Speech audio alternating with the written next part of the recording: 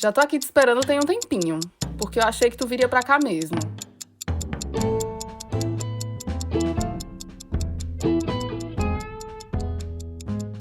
Eu também tô nesse meio termo de continuar usando as redes, mas com a visão crítica.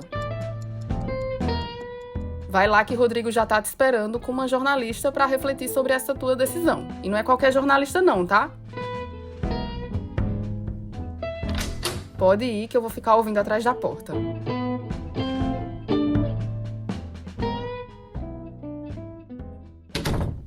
E aí, tudo certo? Bom, se você está ouvindo o Vida de Jornalista, eu imagino que você não está aí de acordo com o pensamento do Elon Musk, do Mark Zuckerberg. Imagino que você não seja simpatizante da extrema-direita, né? Ao mesmo tempo, não é fácil desapegar das redes, até porque a gente ficou muito dependente delas para divulgar o nosso trabalho, né? Ainda mais nesse caminho que você escolheu aqui na série, de trilhar pelo jornalismo independente. Então, beleza, eu entendo a tua decisão de não abandonar as redes, mas tentar manter um pensamento crítico sobre elas. E vamos refletir um pouco sobre isso. Tem uma coluna recente da Fabiana Moraes no Intercept Brasil que fala sobre esse tema. O título é Como se livrar do Instagram, WhatsApp e Facebook. E ela fala não só sobre se livrar, mas sobre encontrar um caminho do meio também, como você escolheu aqui. Eu recomendo muito que você leia a coluna e por causa dessa coluna eu chamei a Fabiana para vir aqui conversar contigo.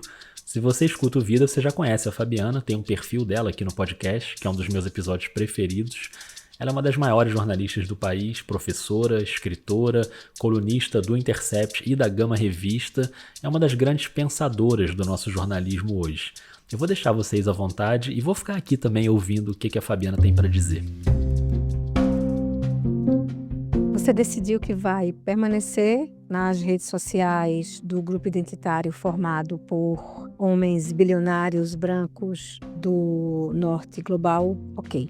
Eu fiquei também. Em algumas, mas não em todas. Eu migrei para o Blue Sky e não posto mais lá no Twitter. Não fechei a conta, mas não postarei mais. Vou usar só para fins de pesquisa, jornalística, enfim. Mas decidi que vou continuar usando, por exemplo, o Instagram e o WhatsApp. Eu estou usando agora o WhatsApp, inclusive, gravando esse áudio. Eu acho que é possível, dentro dessas redes também, produzir, ainda que eu entenda que nós somos espécie de formiguinhas perto das patas dos elefantes, mas as formigas, vez ou outra, dão umas mordidas na pata, né, desse elefantão. E acho que isso é interessante, acho que isso é possível e acho que isso é importante. Acho que a questão de permanecer tem a ver também com conseguir participar de um debate público que se dá no ambiente das redes sociais largamente, né? Apesar de serem empresas privadas, essas mesmas empresas elas também têm um papel muito importante no dia a dia da maioria da população mundial hoje. Então, como ficar fora para nós que somos comunicadores, jornalistas, cineastas, professores e várias outras profissões que requerem uma comunicabilidade maior, no espraiamento maior de nossas mensagens? Eu compreendo que empresas de jornalismo completamente progressistas estejam fazendo parte, porque geralmente é ali, por exemplo, no Instagram, que elas têm a maior base de assinantes, de pessoas que acompanham esses conteúdos. Se nós saímos, como é que a coisa fica? Eu me pergunto. Eu entendo, né? Dá uma sensação, às vezes, de estar sendo cúmplice desses homens. Mas eu entendo também que estar dentro das redes é uma forma de produzir também algum contradiscurso em relação ao produzido por esses homens. Eu acho que, estrategicamente, é muito importante que a gente simplesmente não fique repostando o nosso horror em relação a declarações como as que, por exemplo, Donald Trump ou Elon Musk faz. Reproduzir o sinal nazista milhões de vezes, sabe? Eu acho que é hora, nesse caso, ficando nessas redes, de a gente conseguir reproduzir quem tem produzido contradiscurso. É isso que a gente precisa publicizar, é isso que a gente precisa viralizar. É o Sargento Perifa que a gente precisa viralizar e republicar, né? Esse coletivo aqui de Recife, do Córrego do Sargento, que está produzindo comunicação offline e online, dentro de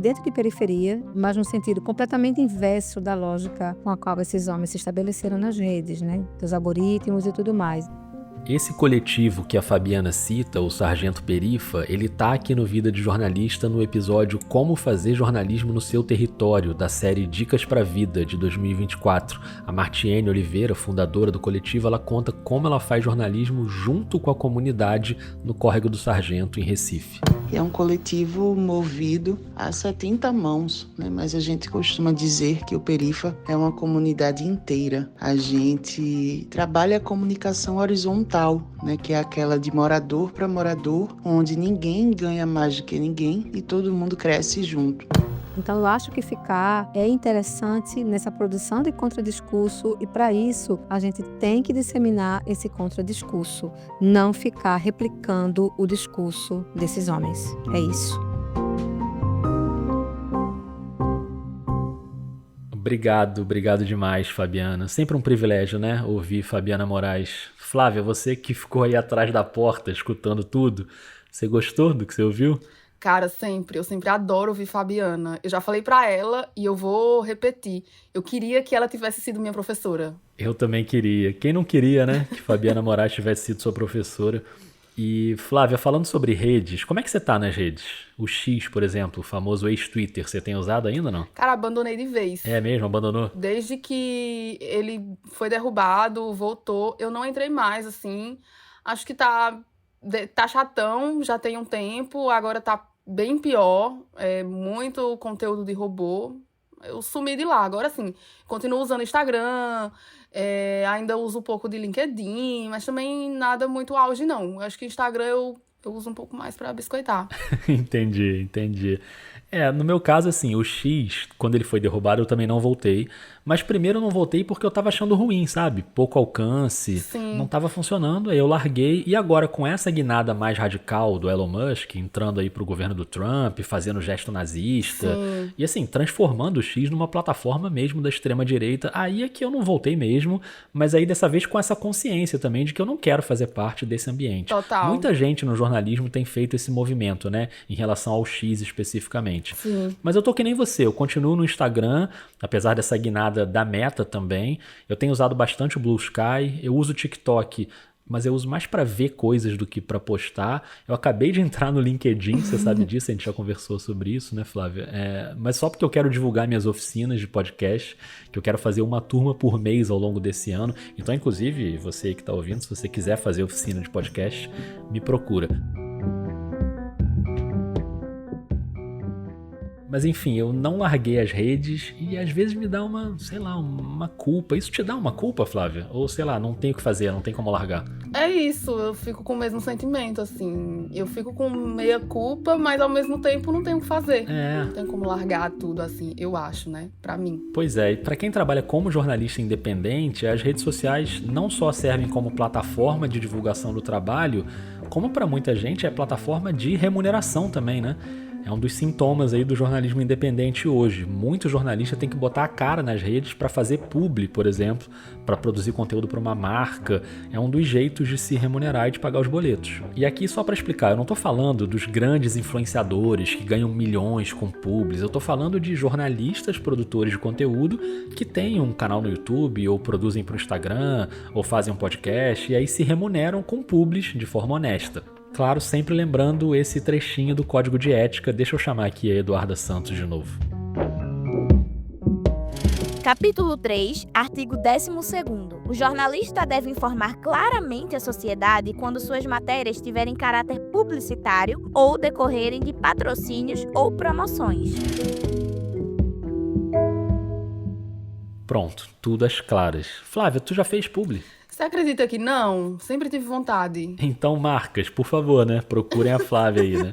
Procurei o Vida de Jornalista. Então, aí é que a gente chega nesse ponto. Porque nessa série, Flávia, vai ter publi. Chique. Você tá pronta para esse grande momento publicitário? Tô prontíssima.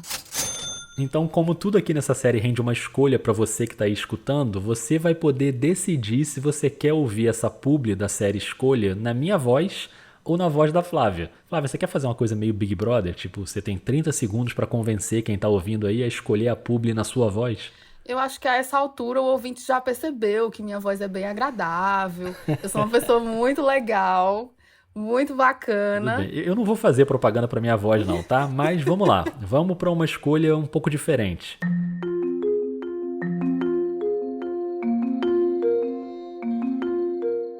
Se você quer ouvir a publi do Vida de Jornalista na minha voz, você vai pro episódio Escolha 15, publi do Rodrigo. E se você quer ouvir na voz da Flávia, você vai pro episódio Escolha 17, publi da Flávia. E são pubs diferentes, tá? Então pensa direitinho aí. Simples assim, escolha 15 para ouvir a publi na minha voz, escolha 17 para ouvir na voz da Flávia. Espero que sim, por favor, gente.